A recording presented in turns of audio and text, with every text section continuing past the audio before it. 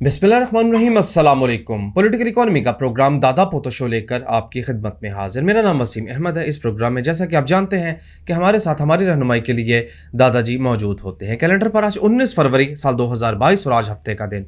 यकीनन उसी पाक परवरदिगार के लिए तमाम तारीफ़ें जो तमाम जहानों का रब है। नबी करीम सल्लल्लाहु अलैहि वसल्लम की ज़ात अक़दस पर बेशुमार दुरूद व सलाम। पॉलिटिकल इकोनॉमी के प्रोग्राम दादा पोतो शो का आज ये स्पेशल एपिसोड जो कि आपकी फीडबैक पर मुश्तमिल होगा। आपके भेजे गए सवालात के जवाब आज के प्रोग्राम में हम दादाजी से हासिल करेंगे। दादा पोतो शो तक अपनी बात पहुंचाने के लिए लॉग इन कीजिए facebook.com/दादा पोतो शो ऑफिशियल या फेसबुक की सर्च बार में लिखिए दादा पोतो शो। हमारा पेज आपके सामने आ जाएगा। इस पेज पर हर प्रोग्राम से पहले फीडबैक पोस्ट मौजूद होती है। पोस्ट के अंदर कमेंट कीजिए और अपनी बात दादा पोतो शो तक पहुंचाइए। दादाजी अस्सलाम वालेकुम। वालेकुम अस्सलाम। दादाजी क्या हाल है?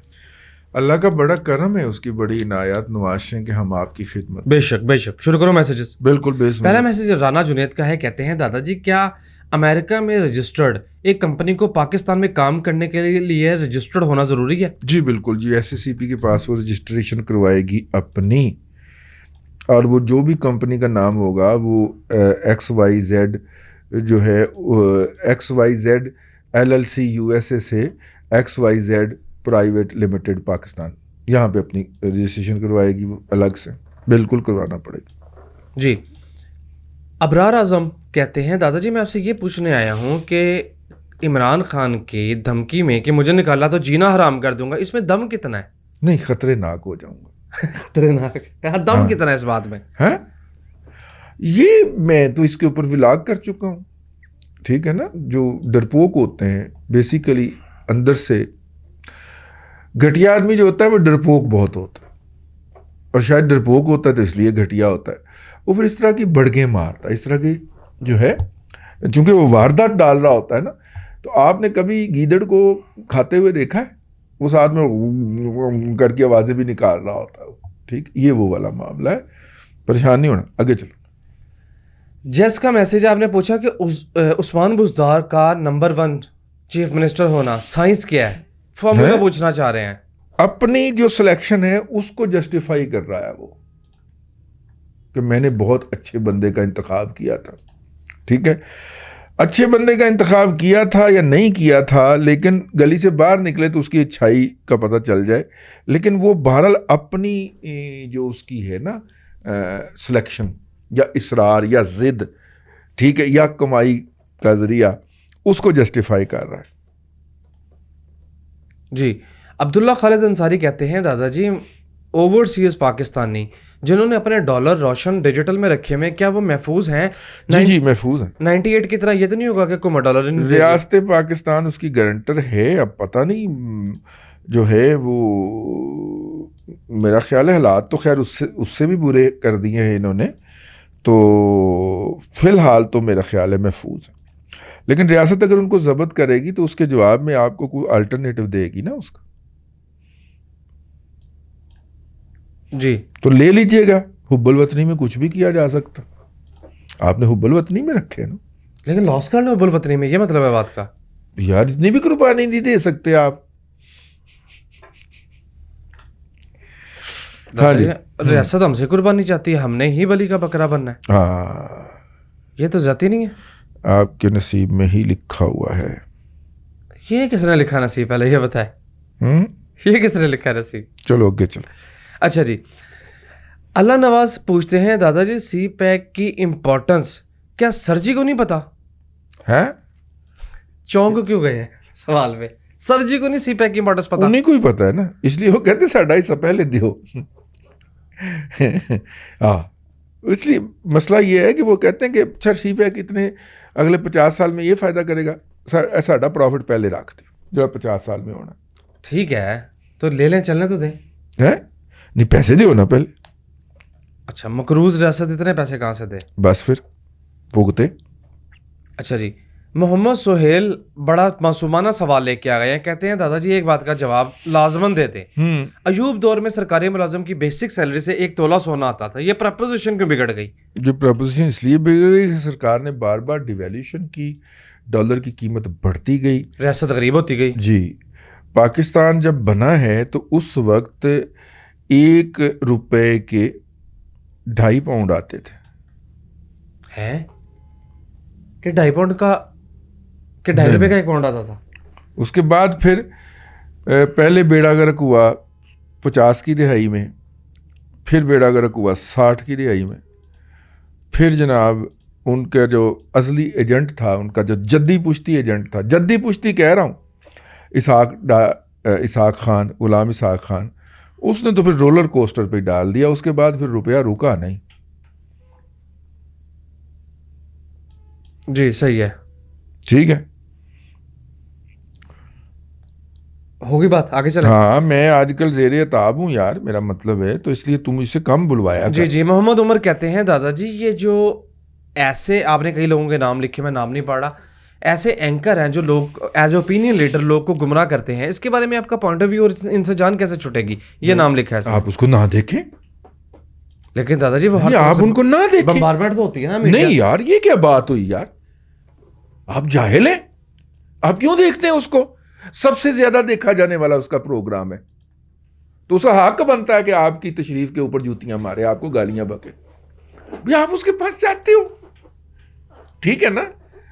دیکھیں نا, سردار مچھی والا ہے, اس کے سامنے آپ لائن میں لگ کے مچھی لیتے ہو. اتنے 8 دکانہ ہور نے, سردار مچھی, نیو سردار مچھی, لیکن آپ اصلی دکان کے اندر ذلیل ہوتے ہو. باقاعدہ بارش ہو رہی ہوتی ہے, اوپر سے برساتی پہن کے جاتے ہیں, پھر لائن میں لگتے ہیں, پھر جا کے آپ کو مچھی ملتی ہے تو کرتے ہیں نا, ٹھیک ہے نا. آپ نہ لیں اس سے, آپ کسی اور کو ڈھونڈ لیں, بشیر دار الماہی پہ چلے جائیں, ٹھیک ہے نا. اس کی دکان چلاتے ہیں آپ لوگ جا کے, تو ساڈے کول کی لین آندے ہو بھائیان, نہ ویکھو نو, ٹھیک ہے نا. بھائی جان مت دیکھیں ان کو, چودھری آپ ان کو پروموٹ کرتے ہیں, ان کو دیکھ کے بار بار. چودھری حمزہ کہتے ہیں اینگرو گروپ دن دگنی رات چگنی ترقی کر رہا ہے. ایفرٹ, ای پی سی ایل, ای پی کیو ایل سب بہتر ہوئے اوپر چلے گئے. اینگرو کارپوریشن کو جو مدر کمپنی ہے اس کو کیا مصیبت ہے؟ دسو. 2 دن تو آپ نے دیکھا کہ اس میں باؤنس آیا ہے. دیکھیے اگر آپ شیئر کی مووز دیکھتے ہیں اور سال ہر سال دیکھتے ہیں تو آپ کو یہ سمجھ آنی چاہیے کہ ہر شیئر کی سوئنگز ہوتی ہیں, اور شیئر سوئنگ پوری ہونے پہ لازماً چلتا ہے. اینگرو بھی چلے گا, تھوڑا سا سے ٹائم لگے گا, لیکن یہ چل پڑے گا. میرا خیال ہے اگر آپ کے پاس اس کی بائنگ ہے تو آپ کو تھوڑا سا انتظار کرنا چاہیے. شیئر کے جو ہیں وہ اس کا ٹیکنیکل سٹرکچر ہوتا ہے, تو آپ اس کا انتظار کریں. جی. سہیل پوچھتے ہیں کہ پاکستان میں آج تک جتنی بھی حکومتیں آئی ہیں وہ انٹرنیشنل اسٹیبلشمنٹ کی مدد سے ہی آئی ہیں. جی انہوں نے کبھی قبضہ نہیں دیا جی اس ملک کا. انگریز ان کو یہ پوائنٹ کر کے گیا تھا اور انہوں نے قبضہ کیا ہوا ہے. وہ بس اقتدار, شریک اقتدار کرتے ہیں, کبھی اقتدار نہیں دیا جی انہوں نے. اپنے کو چلتا نہیں, کسی نے چلان نہیں دیں. اللہ اللہ خیر سے اگے چل. جی اچھا جی. محمد احمد کہتے ہیں دادا جی سوال یہ ہے کہ 3 سال سے یہ دھوکے بازی چل رہی ہے کہ جب بھی حکومت کو منی بجٹ کوئی بل پارلیمنٹ یا سینٹ میں لانا چاہتی ہے تو کچھ دن پہلے اپوزیشن پورے زور و شور سے کہنا شروع کر دیتی ہے کہ یہ منظور نہیں ہوگا, مگر جب وقت آتا ہے تو وہ اتنے آسانی سے پاس ہوتا ہے کہ حیرانی ہو جاتی ہے. کیا یہ عام آدمی کی نمائندگی ہے؟ نہیں, میں تو یہ جو موجودہ نو کانفیڈنس کا ہے اسے بھی ایک مذاق سمجھتا ہوں. اچھا جی. میں بھی اسے ایک ڈرامہ سمجھتا ہوں,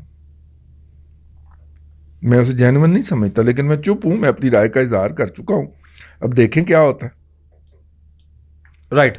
طہا فاروقی کہتے ہیں دادا جی یہ فرمائیے کہ طیب اردگان نے ایسا کون سا طریقہ اختیار کیا کہ ڈالر ایک ہی رات میں لیرا کے اگینسٹ 17 سے گر کر 11 پہ آ گیا؟ کیا وہ طریقہ کار پاکستان میں نہیں استعمال ہو سکتا؟ دیکھیے اس نے کوئی 4 یا 5 گورنر اسٹیٹ بینک تبدیل کیے, حتیٰ کہ اس نے اپنا فنانس منسٹر کو بھی گورنر اسٹیٹ بینک بنایا اور پھر فارغ کیا.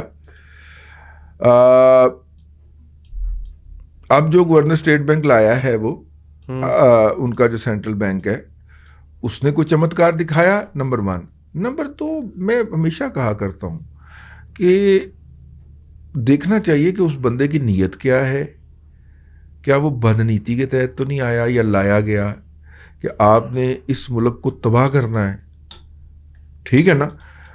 اگر ملک کو بنانے کے لیے لوگ آئے ہوں تو پھر وہ کر لیتے ہیں اپنی غلطی, جس سے نہیں ہو رہا ہوتا وہ آگے کہتا جی میرے کو نہیں ہو رہے, مینوں اجازت ہے, مینوں فارغ کرو, ٹھیک ہے نا. میرے خیال 3 یا 4 گورنر اسٹیٹ بینک اس نے پچھلے 1.5 سے 2 سال میں پھڑکائے ہیں, اور ان میں سے سب نے بیشتر نے یہی کہا کہ جی ہم سے نہیں ہو رہا. جی ٹھیک ہے نا. اور دوسری بات یہ ہے کہ یار وہ اس نے جو شروع کیا تھا اس سے کوئی میرا خیال ہے 2007-8 کے اندر جو کام, اب اس کے فروٹس آنا شروع ہو گئے نا.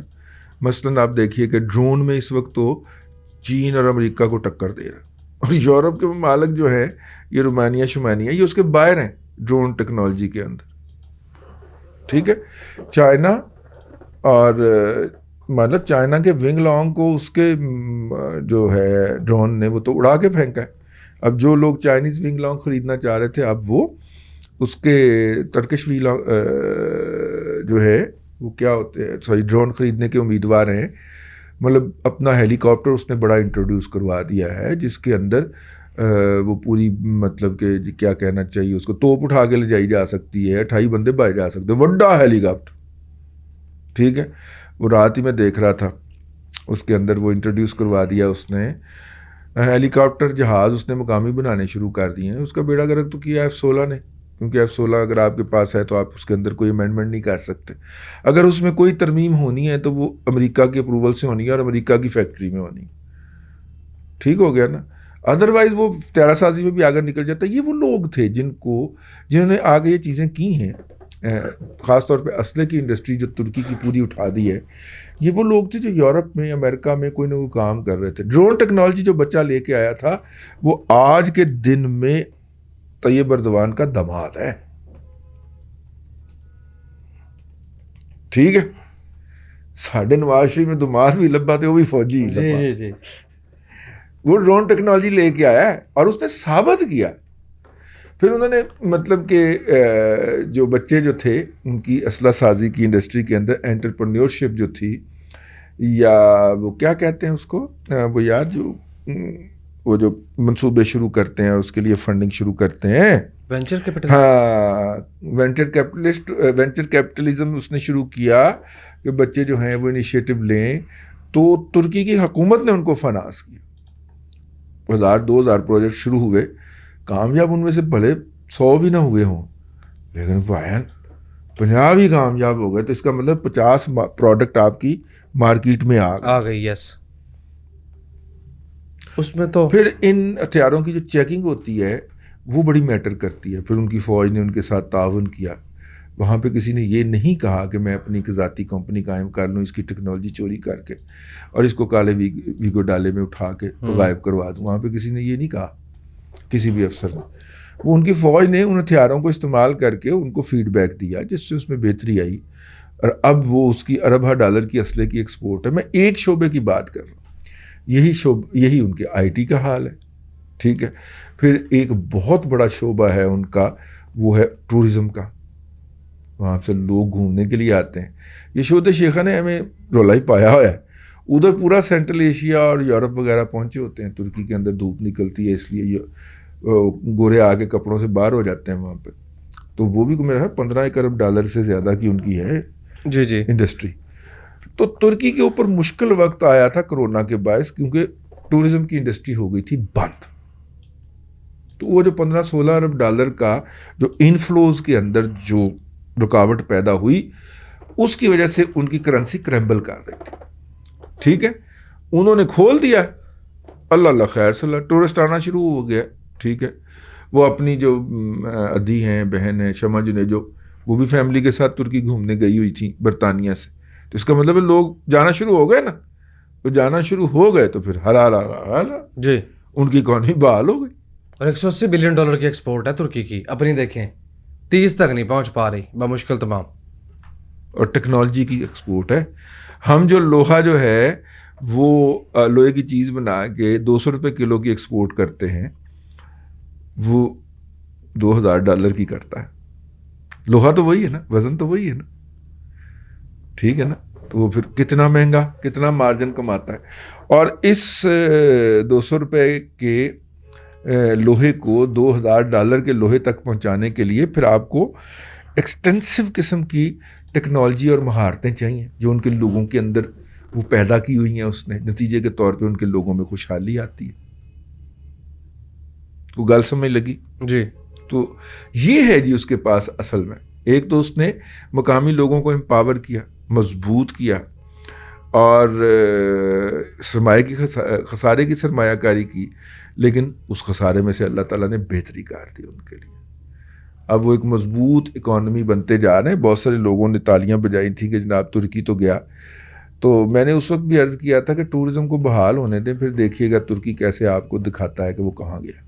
اور انہوں نے $180 بلین کا 2021 میں 225 بلین ڈالر کی ان کی ایکسپورٹ ہے ہماری طرف. اور کرونا کرونا کے اثرات 2021 میں بھی موجود تھے.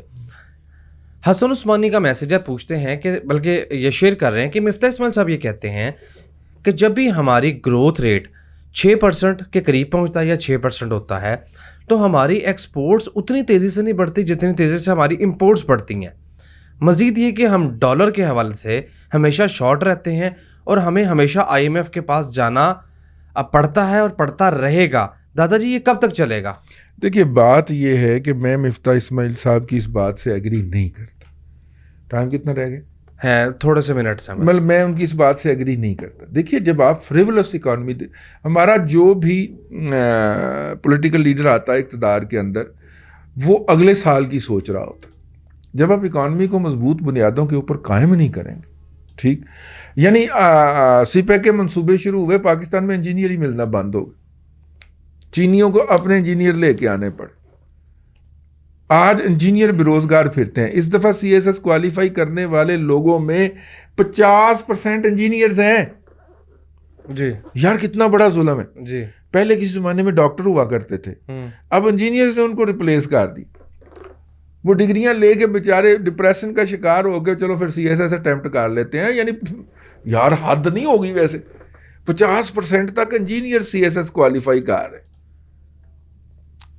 ٹھیک ہے جی. تو ایسی صورت کے اندر یار میرا مطلب ہے کہ سوئنگ آتے ہیں نا, ڈیولپمنٹ ہونے لگتی ہے. کوئی نہ کوئی پارٹی آ کے تو پہیے کے اندر کہتی ہے کہ نہیں اکانومی اچھی نہیں ہے تو بری بھی نہیں. جی جی پارٹی کوئی ویسے ہر دفعہ وہی مداخلت کر دے. پہلے میں جیسے ہی اکانومی ٹیک آف کرنے لگتی ہے تو وہ کہتے ہیں رکو رکو رکو سانو دسو پہلے کی ہو رہا ہے, ٹھیک.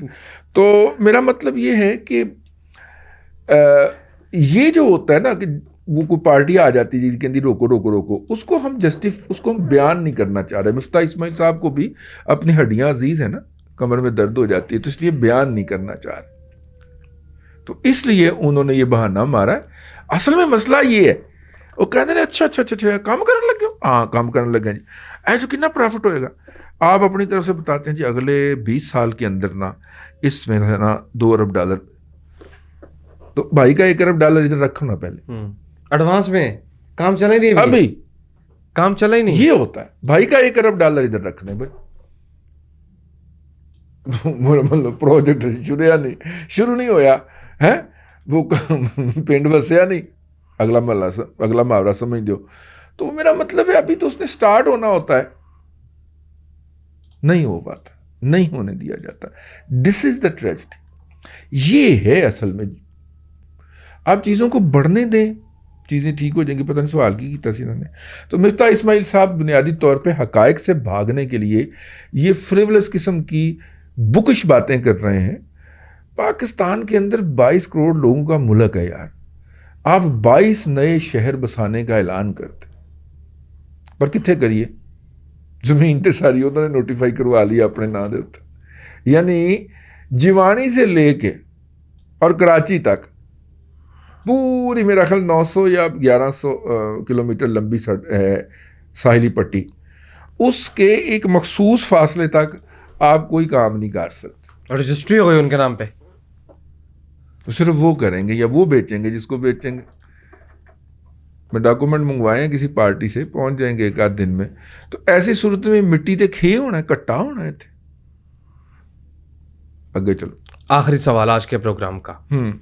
علی زار پوچھتے ہیں دادا جی اکثر پاکستانی سافٹ ویئر کمپنیاں امریکہ کینیڈا میں رجسٹرڈ ہوتی ہیں اور پاکستان سے بیرون ملک مقیم کلائنٹس کو سروسز فراہم کرتی ہیں, اور پاکستانی ملازمین کو یورپین بنا کر کیا آپریشن چلانا غلط نہیں؟ مزید مقامی ملازمین کو کم تنخواہ پر رکھ کر بیرونی کرنسیوں میں اندھا دھند کمائی کرنے پر کوئی چیک اینڈ بیلنس کیوں نہیں؟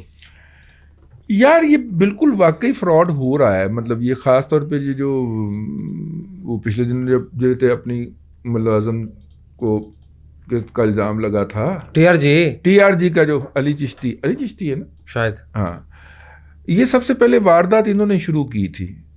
ٹھیک ہے نا. وہاں پہ دیکھیے نا, وہ آپ کو ظاہر جانتے ہوں گے وہ میرے سے زیادہ, کہ وہاں پہ آپ اپنے آپ کو ایز اے انڈیویجول رجسٹر کرواتے ہیں, پھر کمپنیوں کو اپروچ کرتے ہیں کہ میں آپ کو یہ سروس فراہم کروں گا. بیک اینڈ کے اوپر آپ کیا کرتے ہیں کہ بیک اینڈ کے اوپر آپ نے 200 بندہ پاکستان میں بھرتی کیا ہوا ہے.